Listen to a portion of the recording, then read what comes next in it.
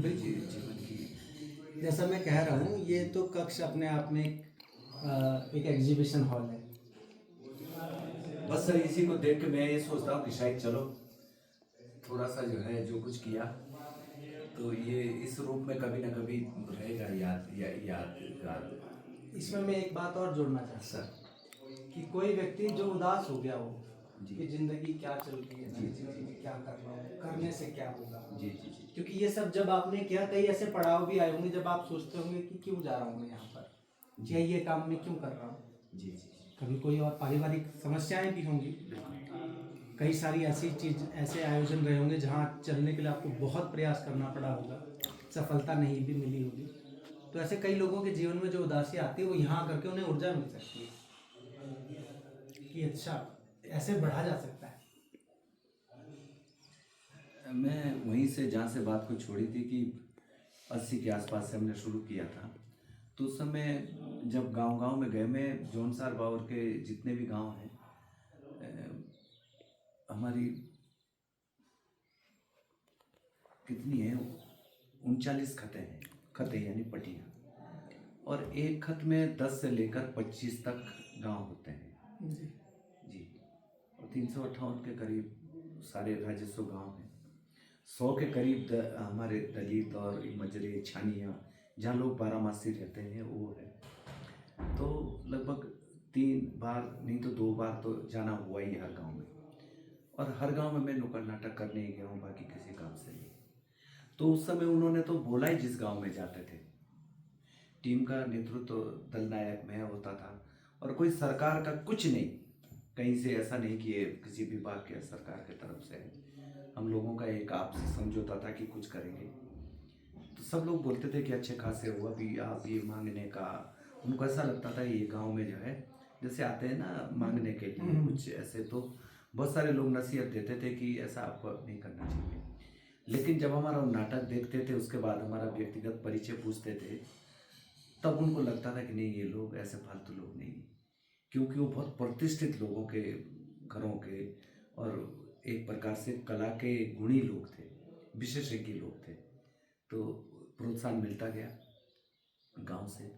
पहली बार देहरादून जाना हुआ, उसके बाद फिर हम लोग थोड़ा और आगे गए। 20 अगस्त 1995 में मेरा पहला कार्यक्रम मेरे नेतृत्व में इंदिरा गांधी इंडोर स्टेडियम दिल्ली में हुआ। मैंने रोकना चाहूँगा बीच में, मैं वो सोच करिए वो करें हाँ करिए, ये जी अच्छी चीज़ निकलेगी।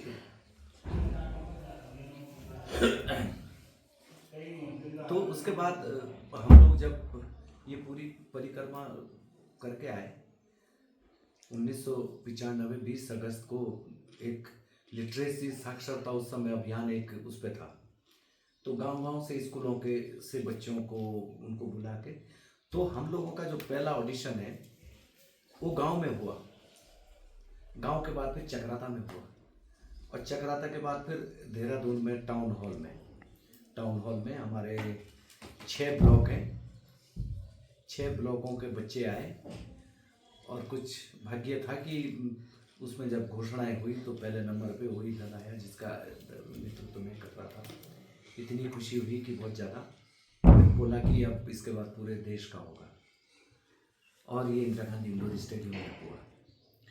उस समय हम यूपी में थे, तो यूपी में 7 टीमें यूपी से आई थी, और हमको समय मिला 3.5 मिनट।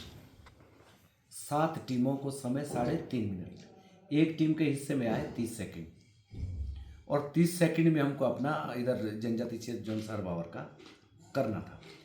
7 मंच लगे हुए थे, और वो जैसा हमारा 30 सेकंड का था तो हमारे मंच पे 30 सेकंड तक की लाइट रहती थी बस। उसके बाद वो लाइट फिर विपरीत दिशा में दूसरे मंच पे एक बड़ा वो था, हफ्ता भर में रिहर्सल भी हुई। तो उस 30 सेकंड का जो प्रोग्राम हुआ उसके लिए हमने इतनी, जैसे कोई एथलीट होता है वो स्टेपना के साथ ढोल दमाने के साथ दौड़ना, फिर पोजीशन लेना, फिर शुरू करना, वो सर हमारा पता नहीं क्यों उस महाराज की कृपा से बहुत बढ़िया हो गया। उसकी जो हमको वहाँ से पीठ थपथपाई गई, वो हमारे लिए ऊर्जा का काम कर गई कि इंदिरा गांधी स्टेडियम पहले तो हमारे लिए स्टेडियम ही, दिल्ली हम लोग पहली बार गए, और फिर वहाँ से उस समय एक मशाल जुलूस के नाम पे वहाँ से इंदिरा गांधी इंडोर स्टेडियम से चले और हम लोग राजघाट तक, महात्मा गांधी जी की समाधि पे, वहाँ पे उस मशाल से रात को परिक्रमा की गई। और फिर हमको पता नहीं, वो चमत्कारिक और उत्साहजनक कार्यक्रम हमारे लिए प्रेरणा का स्रोत बन गया।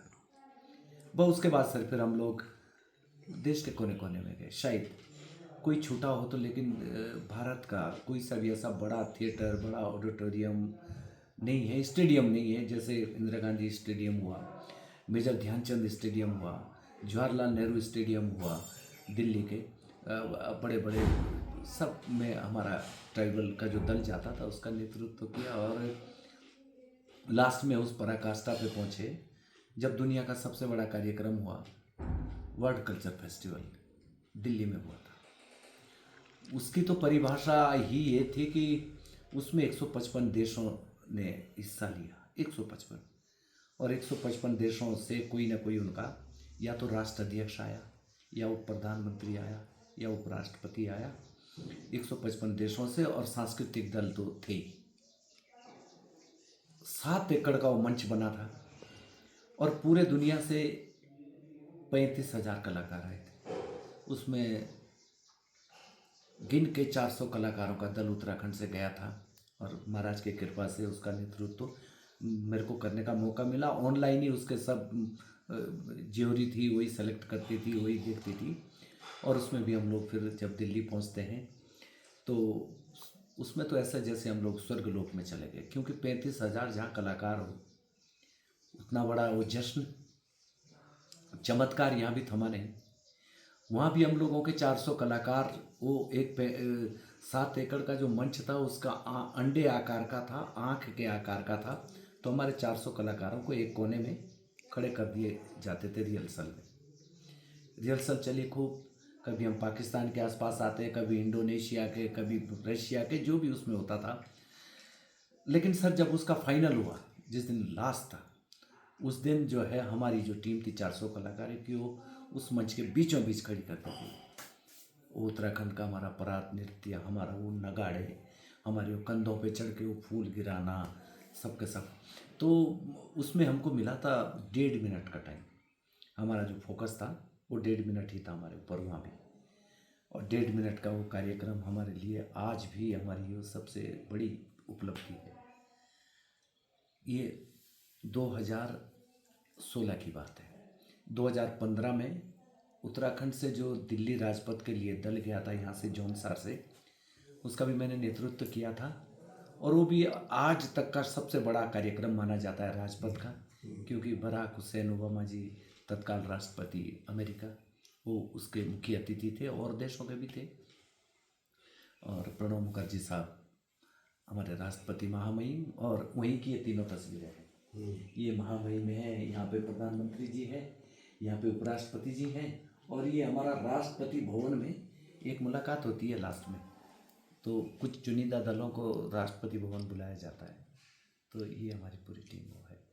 तो ये गांव की वही बहुत छोटे से आंगन से चला था, और आज सर वह इसके आसपास पहुंच के जो अपने को थोड़ा संतोष समझता हूँ। ये आपने कहा था कि उड़ीसा सर में 3 बार आया हूँ। जगन्नाथपुरी का जो फेस्टिवल होता है, ये जिस उसके पीछे, कप के पीछे ये फोटो, ये भी जगन्नाथपुरी की है। और एक ये यहाँ पे ये वाली, ये 2013 की और 2007 की, और एक इससे पहले की, वो यहाँ पे है नहीं। उस समय मोमेंटो नहीं, उन्होंने शायद हमको भी दिया था प्रमाण पत्र और शॉल वगैरह। तो सारे देश के जो अच्छे और बड़े नामी कार्यक्रम होते हैं उसमें मेरे लिए नहीं, ट्राइबल होने के नाते, यहाँ का जो जनजाति संस्कृति है, शायद उसकी विशेषता के नाते हर पर्व में, हर सांस्कृतिक उत्सव महोत्सव में संस्कृति विभाग उत्तराखंड, या संगीत नाटक अकादमी, या नेशनल स्कूल ऑफ ड्रामा, हमारे उत्तर मध्य क्षेत्र सांस्कृतिक केंद्र, ये तमाम माध्यम है जो हम लोगों को उसमें बुलाते रहते हैं।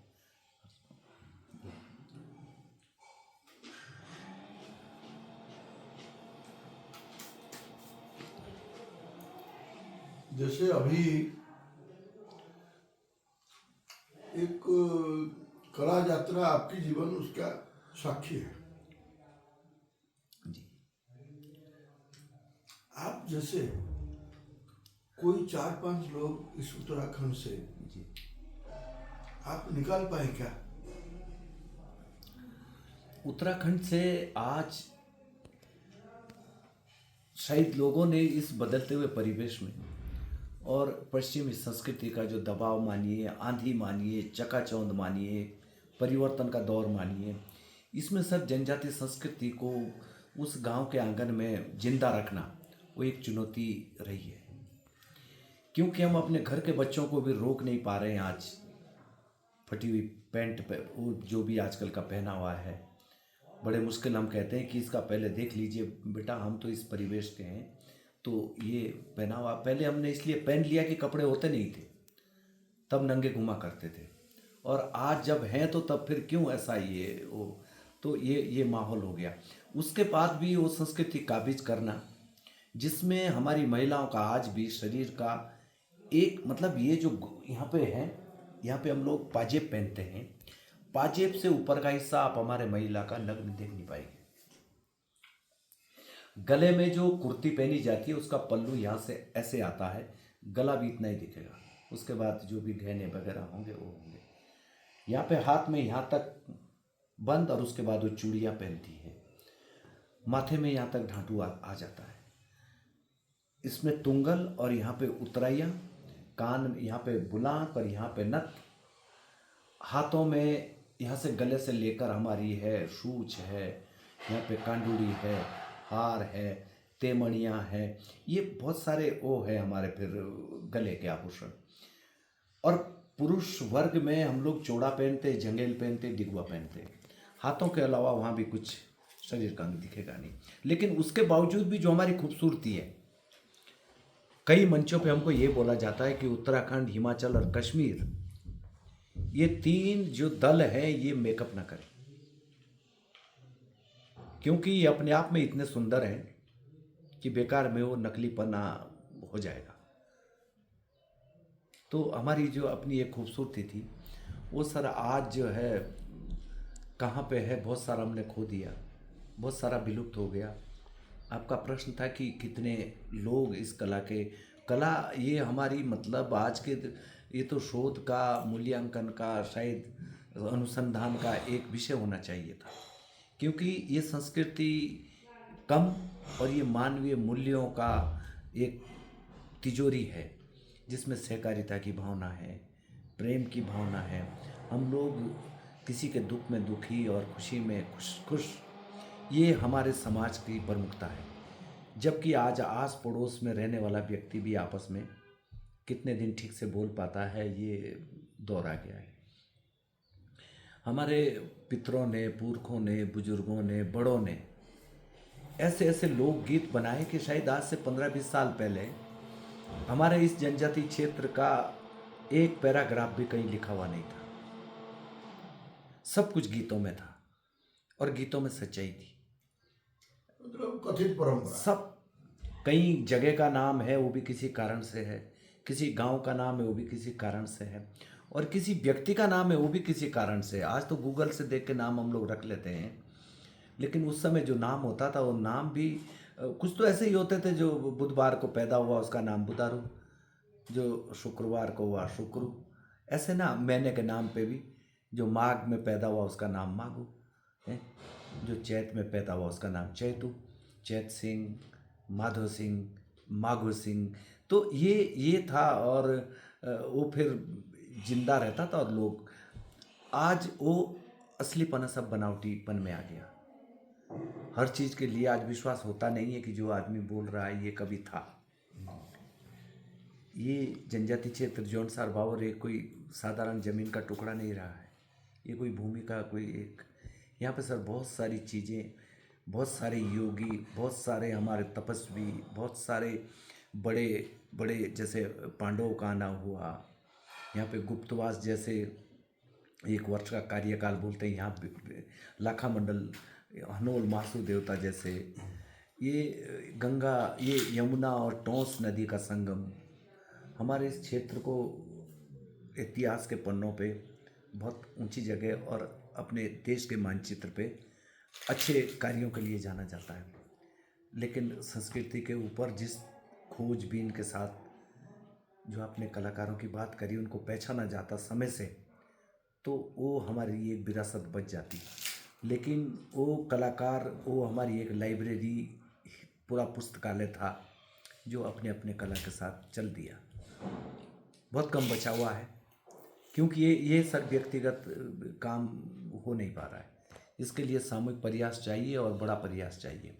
उनका सर्वे हो, दस्तावेजीकरण हो, खोज हो, उनके कला के जो पारखी लोग हैं, गुणी लोग हैं, वो उनको प्रोत्साहन दें, क्योंकि वो तो मूल है और वो भी गांव में है, और गांव में ही बेचारे वो गांव से बाहर आ ही नहीं पाए, न कैमरे के आगे आ पाए, न कहीं थिएटर पे चढ़ पाए, न कोई उनके लिए अनुकूल मंच मिल पाया।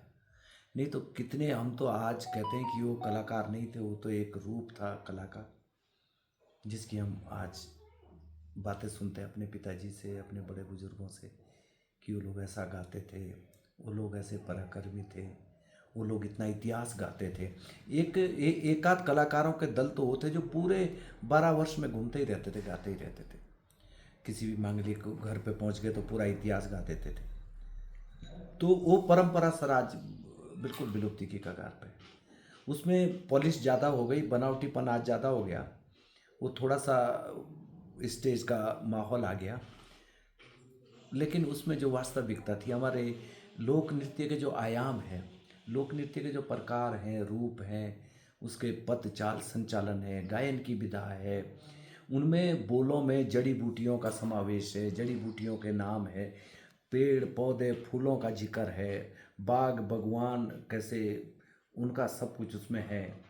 और बड़े बड़े टीले हैं, नाले हैं, खाले हैं, यहाँ की नदियाँ हैं, उन नदियों के जल स्रोतों की महत्वता है, पानी जल का कैसे संरक्षण हो, ये सब उसमें था। और ये सब सामूहिक तौर पे बचता था। आज जंगल में इतने बड़े फॉरेस्ट विभाग बना दिए, लेकिन जंगल तबाह हो गए। आज संस्कृति के नाम पे इतना कुछ देश पूरा एक महकुमा चल रहा है, लेकिन संस्कृति कहाँ बच रही है। तो जितने भी ये जिम्मेदारियाँ सौंपी गई है, ये धरातल पे कितनी उतर रही है, यही देखने की और थोड़ा सा समझने की चीज़ है। और ये कहाँ तक चलेगा, इस पे गंभीरता से सर सोचना पड़ेगा। जैसे आपको ये जितनी सारी हम यहाँ देख रहे हैं, ये सारी प्राप्ति एक तो आपकी प्रतिभा जी, और इस कल्चर के कारण मिला है। बिल्कुल जी जी ये जो इस जंगलों में, पहाड़ों में, जी जी जी इस देवभूमि की जो वास्तविक परिचय है, उस परिचय को आप थोड़े थोड़े स्पर्श किए, जी, इतना सारा हो गया। जी जी जी जी अब आपके मन में भी यही प्रश्न है जी कि ये सब बचने वाला नहीं है, धीरे धीरे विक्षिप्त हो रहा है और इसका पतन हो रहा है, कैसे बचेगा? तो आपने अभी तक उपाय क्यों नहीं ढूंढा? व्यक्तिगत संसाधन में सर वो शायद मेरी सामर्थ्य नहीं थी। हमने इसके लिए ये सोचा था कि एक तो लोक विधाएं, जो लोक विधाएं हैं, क्योंकि संस्कृति परिवर्तनशील है और हर वर्ष में 2 वर्ष में उसका एक नेचर बदल जाता है और वो हर वर्ष बदल रहा है। तो हमने ये सरकार से भी और जो कर सकते थे उनसे ये किया कि हमारा जो जनजाति क्षेत्र है, इसमें कम से कम एक ऐसा टीम शेडी बना दो, एक ऐसा कला केंद्र बना दो जिसमें जो जहाँ मिलेगा हम उसको वहाँ रख देंगे। लेकिन वो हो नहीं पाया। और ये बोलते बोलते बोलते बोलते हम लोग आज अपने उम्र के भी उस पर पहुँच गए कि मैं 62 साल रन कर रहा हूँ, लेकिन हर मंच पे इस बात को बोलता हूँ। और इसके लिए मेरे को सरकार भी और सरकार के जो सरकारी तंत्र है वो भी अच्छा मानते नहीं है मेरे को, लेकिन आप जैसे लोग बोलते हैं तो जिक्र मैं कर देता हूँ कि हमारी लोक संस्कृति, एक गांव में भी एक मंदिर हो, मंदिर के आसपास एक कक्ष होता था जिसमें ढोल दमाऊ रणसिंगा और वो कारिंदे, वो कलाकार रहते थे वहाँ पे। उन लोगों को पूरा गांव, पूरा क्षेत्र आसरा देता था। आज वो माहौल है नहीं। आज तो सब लोग अपने बच्चे पढ़ा रहे हैं, उनके अपने खर्चे हैं। अब उस विधा से उनकी अर्निंग नहीं है बिल्कुल भी। उस समय तो सुबह की रोटी सुबह मिलती थी, शाम की रोटी शाम को मिलती थी, बच्चे भी उससे पेट भरते थे, तो वो एक चल रहा था। लेकिन आज के इस भौतिक युग के दौड़ में, क्योंकि हर आदमी अपने बच्चों को पढ़ा रहा है, हर व्यक्ति ये चाहता है कि मेरा बच्चा भी सरकारी नौकरी में आए, वो भी कल किसी ऑफिस में कुर्सी में बैठे। तो इस दौर में वो गांव के वाले पुश्तैनी जो कार्यक्रम थे, जो सामूहिक होते थे, उसको सर आज कोई नहीं करना चाहता। तो इसको कौन बचाएगा फिर? ये किसकी जिम्मेदारी हम दें कि आप इसको बचाओ? कौन उस ढोल को गले में टांग के खड़ा रहेगा? क्योंकि वो तो एक 100-200 आदमी को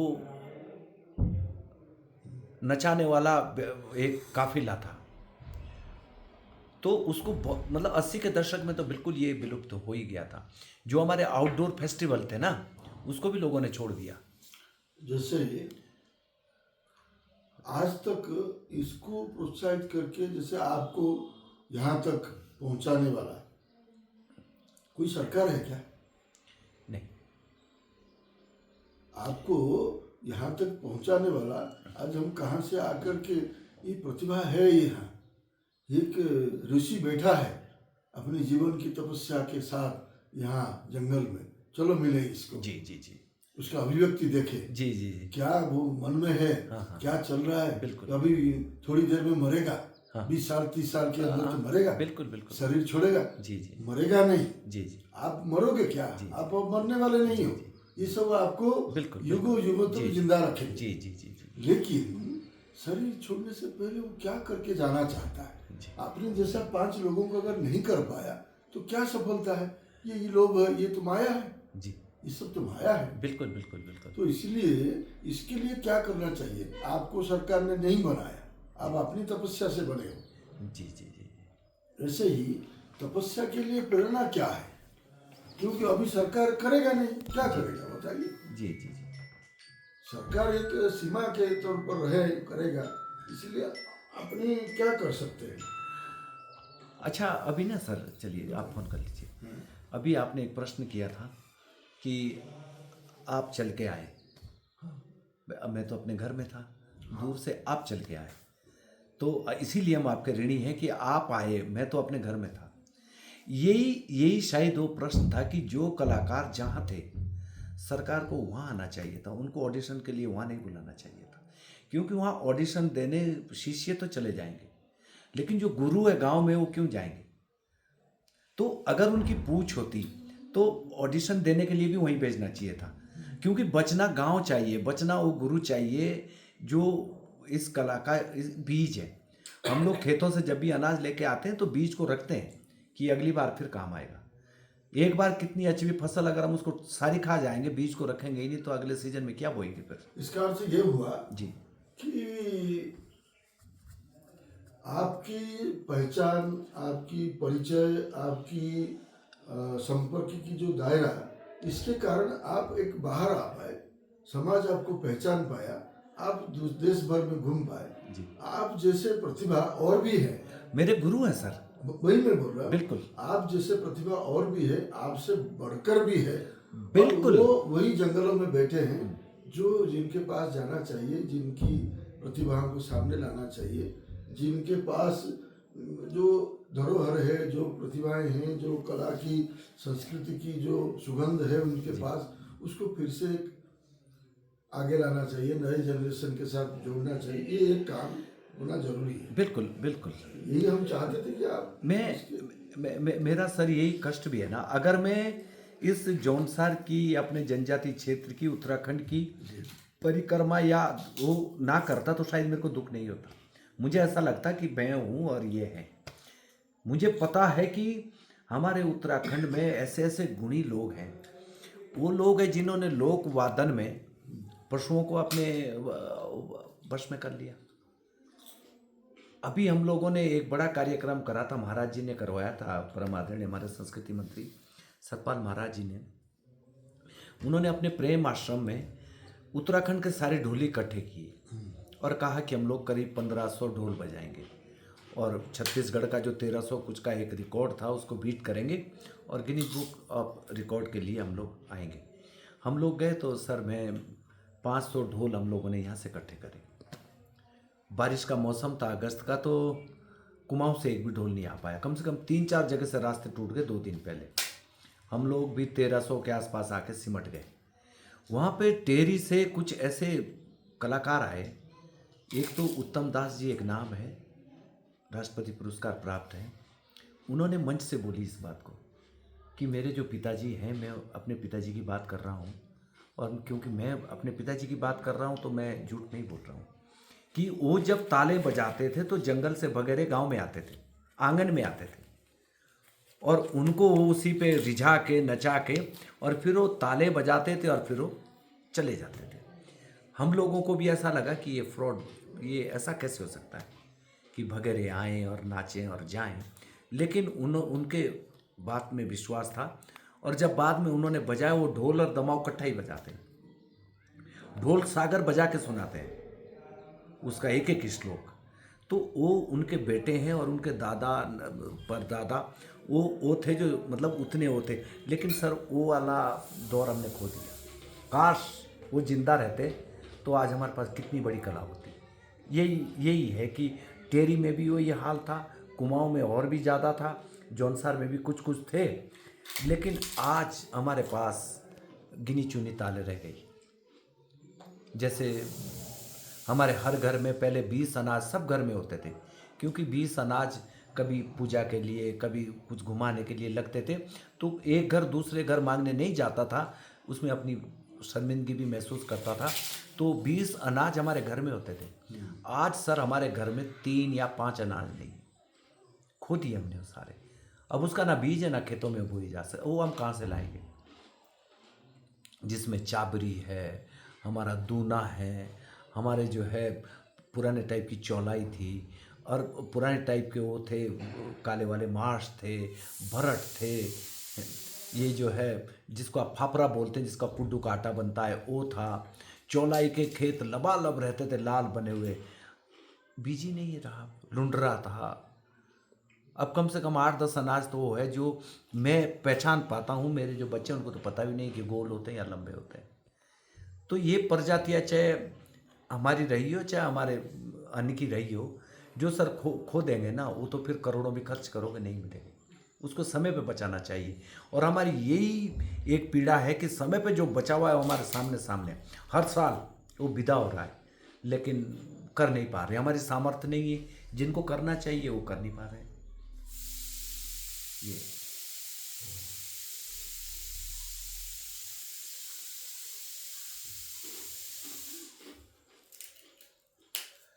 क्या आपके पास वो जो गुरु हैं, उन गुरुजनों का सूची, उनका पहचान, उनकी जानकारी है? मेरे पास जो कुछ बचे कुछ हैं वो भी है, और जो बेचारे चले गए वो भी है। मैं तो उनको, वो तो मतलब जैसे देवी देवताओं को याद स्मरण करते हैं, ऐसे ही उनको भी याद करता रहता हूँ। और साथ कभी ऐसी आवश्यकता हुई जी। कि उन लोगों के पास जा सकते हैं जो जीवित है? क्यों नहीं, जा सकते हैं। क्यों नहीं। तो एक अभियान किया जाए। मैं उसमें सर अपनी मतलब ये सबसे बड़ी उपलब्धि मानूंगा कि उसमें मैं आपके साथ रहूँगा। क्या बात है। हाँ। ये अपनी बात रही कि एक अभियान हम बनाते हैं कि ऐसे जो गुरु आज परिणत वयस में वो उसको लिए जिंदा है, जीवित है, पीड़ित है, उनके पास एक बार अभियान के रूप में हम जाएं। उत्तराखंड के ऊपर ये उपकार कर दीजिए और 13 के 13 जिलों में चलेंगे।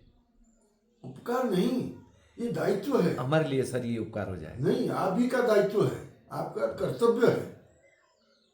मैं आपके साथ रहूंगा, ये आपके साथ रहेंगे, और 10 लोग आपके साथ रहेंगे, ये आपका दायित्व है। आप उत्तराधिकारी है उनके। मैं धन्य हो जाऊंगा, और उनके चेहरे पे जो अनुभव की लाख लाख झुर्रियाँ हैं, मैं वो अनुभव एक बार बस किसी भी माध्यम से उसको संजोना चाहता हूँ। बिल्कुल स्वागत योग्य विषय है आपका, बिल्कुल आग्रह बिल्कुल यथार्थ है, ये अवश्य होगा। और अगर आप इसको करते हैं तो जो भी समय होगा, हमारा वो समय आरक्षित है। हमारा कोई सा भी दूसरा वो होगा, हम उसको बिल्कुल उसको निरस्त करते हुए उस अभियान के लिए जब भी समय मिलेगा, 2 दिन पहले 3 दिन पहले आप बता देना, और हम 2 महीने 3 महीने के लिए उस दौर पर निकल जाएंगे। बहुत अच्छा है। थैंक यू, बहुत बहुत धन्यवाद।